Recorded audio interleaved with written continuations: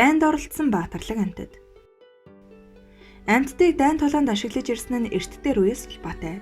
Эртний Грекийн түүхч Поли Перс Египтийн дайны тухай бичгтээ Египтэд Муурыг ариун амьтан гэж үздгийг судалсан персүүд энэ амьтныг дайнд оролцуулах болсон. Египтүүд гартаа муур тэрсэн персүүдийн эсрэг байлдаж чадахгүй байсаар ялагдаж байсан хэмээн бичжээ. Дайны тээвэрчид. Зөвхөн морьдол дайны цар хүрээг тэлсэн байдаг. Дайны хөлд үе олон морьд үрэгдэж байлаа. Хүн төрлөخت нь тэдэнтэй дандаа сайхан харьцаж байгаагүй ч шархтаж бэрсэн морьдыг эмчлэх эмнэлэг эртний Ромд байжээ. Техникийн 90 үе эхэлсэн ч армийн гол зүтгүүр нь морьд байсаар л байв. Гитлерийн хань хамсаатнууд 1941 оны 6 дугаар сарын 22-нд зөвлөлтөд довтлохдоо автомашин хуягт танкаас гадна морьтой нэвтрэн оржээ. Германы явган цэргийн нэг дивиз гихтэл 3000 орчим морьтой мал эмнэлгийн 350 ажилтнтай байв. Техникээр хамгийн их тоноглогдсон Германы армил гэхэд 1939-оос 1945 онд 3 сая орчим тонны адуу ашиглажээ. Дайны эртний үед улаан армид 2 сая орчим агт морь байв. Гэсэн ч морьд ямагт дутагдсаар л байлаа. Тиймээс ч монголчуудын бэлтгэсэн морьдоос гадна бусад ачлахын амьтдыг дайнд дайчилжээ. Сталинградын тулалдааны үеэр галт хэрэгсэл хоол хүнс зөөхөд тэмээг ашиглав. Тэд арчилгаа багтай бас зоригтой амьтад гэдгийг харуулж чадсан гэдэг. Онгоцны дуу сонсоод үргэж дайждаг морьдыг бодвол тэмээ хээвнэг хэвсэн шиг зогсдог зоригтнууд ээжээ. Кримийн хойг Хойд Кавказын төлөх тулалдаанд хамгийн хүнд ачааг төвчээр тэнхээтэй илжигнүүдэл зөөдөг байлаа. Тэд давжаа биетэй ч ухаалаг гэдгийг харуулж чаджээ. Угсан нууц шуудуугаар чихээ ил гаргаад гүйдэг байснаа явандаа сумнаас нуугдан чихээ хулмайлгаж сурсан гэдэг. Харин илжиг тэмээгүй газар тэднийг нутгийнхаа амьтдаар орлуулдаг байж. Белорусын партизанууд дайсны ард талд ажиллахдаа хандгай сургаад ашиглаж байжээ. Тэдний мөрөн хүртэл дайсны анхаарлыг үл татна. Гэхдээ л намгийн хөвднөөс өөр хүнс хэрэглэхгүй байсан нь хэцүү байсан гэдэг. Партизанууд хандгаан сөгч уугаад сурчсан байсан ажээ. Зөвлөлтийн хойд нутгийн Карелийн фронтод цаа бугыг тээвэрт ашиглаж байлаа. Цасан шуурга, хунгар, хад чулуун дундуур тэд шархтсан дайчдыг болон цэргийн зэр зэвсгийг хэдэн 10 мянгаар нь зөөрлөж явжээ. Дөрвөн хөлт цэргүүд. Инхийн цагт ч дайны үед ч хүн төрлөختөнд хамгийн үнэн чанартай нохой байсаар ирсэн. Тэдэнд дайны даалгавраас гадна шарх төгсдгийг арчлах ажлыг даатгаж болно. Морьдоос өмнө цэргийн албанд ноход орж иржээ. Хүй нэгдлийн үеийнхэн хөршөө дээрэмдэж тонохдоо нохтой аваад явдаг байж. Нохоо эзний хамгаалахаас гадна харийн хүн рүү шуутган л дайрна. Манай эртний өмнөх 4-р зууны үед өмнөд Месопотамид нэвтэрсэн хаалдын нар нохоондоо тахир эрдэ худаг бүхий хүзөвч зүйлгээд дайсны эсрэг түрхэрдэг байжээ. Нохоогоор харуул манаа тавина. Ер нь хэдэн мянган жилийн турш ноход хамгийн шилдэг дайчид байлаа. Гэвч 20 дугаар зуунд байдал өөрчлөгдөв. Ганц цэргийн ам юу ч биш болсон дэлхийн дайнууд дөрвөн хөлтийн ам үн цэнгүй байсан нь мэдээж. Энэ үеэр л амийг нь золиослогч нохтын отряд байгуулагдсан байна. Тэд зүгээр л амьд тесрэх төхөөрөмж болж хувирв. Амиа золиослох нохтын отряд улаан айрамд 1943 оны 10 дугаар сар хүртэл алба хааж байлаа. Үр дүн нь муу биш. Ноход Германы 300 орчим танкийг устгасан ажээ. Гэвч дайны талбарт үүнээс жолон нохоо өргөцсөн юм. Байндаа хүрч чадалгүй замдаа өргөтгөх нь олон. Мөн мин тээсэн нохоо босож ирэх нь аюултай байсан тул отрядыг дагалдаж явсан мэрэгэн буучид тэднийг устгадаг байлаа. Нохтын гавьяаг нийтийн ялалтын төлөө хийсэн сайн үс гэж нэг хэсэг нь үзэж байхад дөрвөн хөлт нөхрөө хууран үхэлд хүргэсэн муу үйл гихэнч бий. Нохтод танкны дор хамгийн дуртай хоолтой савн байгаа гэж сургасан хэргийн учир байгаа юм. Харин дөрвөн хөлт нөхрөө партизанууд болон хорлон сүтгэх отрядынхан тун чихээр үнэлж байлаа. Дайнд ноход хорлон сүтгэх ажиллагаанаас илүүтэй хүмүүсийг аврахад ихээхэн хувь нэмрээ оруулсан билээ. Аврагч нохтыг дэлхийн 2 жудаагийн дайнд ашиглаж байв. Зөвхөн улаан айрам гэхэд 68 мянган нохоотой байсан бөгөөд тэд 200 мянган удаа мэдээ хүргэж шархтсан 680 мянган хүнийг аварч хэдэн зуун тонн ачаа зүүжээ.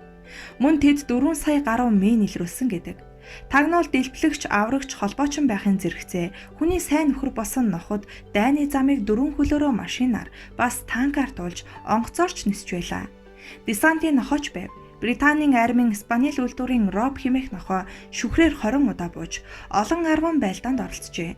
Үүнийхээ төлөө Роб 1943 онд Декины медалаар шагнуулжээ. Дэлхийн 2 дугаар дайнд оролцсон амьтдаас энэ медалийг 18 нохой, 3 морь, 31 тагта, 1 муур авсан байдаг. Их Британийн нийслэл Лондон хотын Барклейн цэцэрлэгт Английн төлөө амиа өгсөн амьтдад зориулсан хөшөө дурсгал байдаг. Дайнд оролцсон амьтдад энэ хөшөө бүхий л олон жилүүдэд Британийн цэргийн алба хаагчид ба тэдний холбоотны хамт амиа алдсан амьтдын дурсгалыг мөнхлөв. Тэдэнд өөр сонголт байсангүй гэсэн эмгэнэлт бичгийг сэлжээ. Олон зууны турш хүн төрлөختөн яалж ялагдаж явхад үргэлж хамт байсан зэвсэг нэгт ахан дүүсийнхээ дурсгалыг мөнхөлсөн. Дурсгалын цогцлбор хөшөөнд морь, заан, бух, нохой, луус, тагтаа хүртэл дүрсэлсэн бөгөөд тэд хизээ нэгэн цагт Их Британийн төлөө тулалдаж байсан түүхэн амьтдын дүрээжээ. Иракийн дайнд зэвсгийн агуулгыг илрүүлсэн Спанил үйлдвэрийн Бастер нохойч энд дүрсэгджээ. Бастер нохой мөн Декиний медалаар шагнуулж байжээ. Дайнч тагтаанууд. Оросын нэгэн домогт өгүүлснээр Игор Ванг алба гучураа дарамталсан гэд хоёр модны хооронд тэлж хороожээ. Вангийн хатан Ольга эр нөхрийнхөө өшөөг авахдаа Вангийн амиг бүрлэгчдээс тагтаагаар татвар авахдаа сүүлэнд нь цогтой утас уяад тавьсан гэдэг. Хэрвээ энэ домог үнэн бол Вангийн хатан Ольга тагтааг нийтээр нь сүрүүлэхэд ашигласан анхны хэргийн эзэн болж байгаа юм. Дэлхийн 2 дугаар дайны үеэр Америкийн Фредрих Скиннер хэмээх зохион бүтээгч онгоцны бөмбөгийг дайнд чиглүүлэхэд тагтааг ашиглах санал гаргажээ.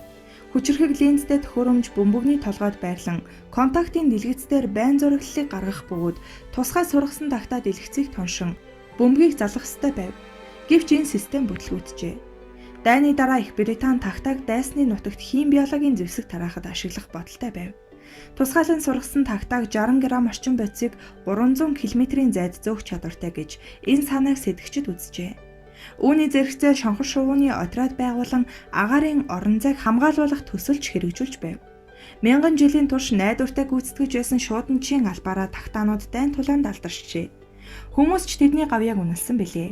Дэлхийн 1-р дайны үед шуудангийн тагтаа өөрсдийгөө сайн дайчид гэдгийг харуулсан юм. Парис хотыг 1870 онд бүслэн хаасан байхад шуудангийн тагтаа сая гаруй загтал мэдээлэл дамжуулан зөөж байлаа. Үүнийхэн төлөө Парис хотод тагтаан зориулсан хөшөө босгожээ. Дэлхийн 1-р дайны үед байлдаж явсан бүх тал өөрсдийн гэсэн шуудангийн тагтааны албатай байлаа. Тэрний тоо хэдэн 10 мянгад хүрсэн гэдэг. Тэд шуудангаас гадна дайсны ард талаас тагнуулчдын мэдээг авчирдаг байжээ. Тагнуулчид дайсны ард гарахаар явахдаа торнд тагтаагаа аваад явдаг байжээ. Гэвч энэ алба тийм ч амар биш. Харин шуудангийн тагтааг хайр найргүй бууддаг байв. Тагтаа шархадсан ч гэсэн яаж ийгээд гэртээ хүрэхээр зүтгэн нийцч чадахгүй ч мүлхдэг байжээ. Нэг тагтаа бомбын хамгаалалтын үед 1915 оны 6 дугаар сарын 2-нд алдаршжээ. Бүх талаасаа бүслэгдсэн бомбоос тагтаагаар мэдээ илгээн тусламж хүссэн байна.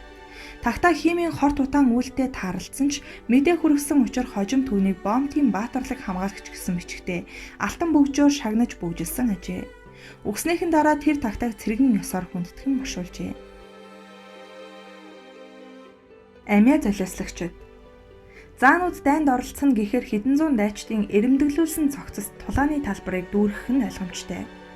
Македоны Александрын армийн жигүүрүүдийг нэрхэхэд чухам заанууд л тус болсон юм. Гэвч Ромынхан Пир хааны дайчин заантай байлдах аргаад орн олсон байлаа.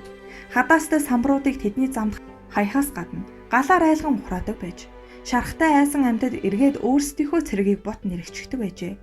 Украин зааны их орн биш учраас тэнд дээр үед бухыг дайсныхаа эсрэг тууж оруулдаг байсан гин. Казакууд гардан тулаандаа хүчрхэгч гэсэн явган цэргийн довтлохоныг тэсвэрлэхдээ таарав байв. Тиймээс жихбөө буутай цэргийн эсрэг бухын сүрэг хүн өмнө халахвч хийгээд өөрсдөө сэлмээ барин давшдаг байлаа. Шин гівнээ ширэнгэн ойд тулалдаж байсан Америк цэргүүд нохоогоор зэвсгэлдэг байлаа. Ноход ширэнгэн ой агууд нуугдсан Япон цэргүүдийг илрүүлэхэд тусалдаг байжээ.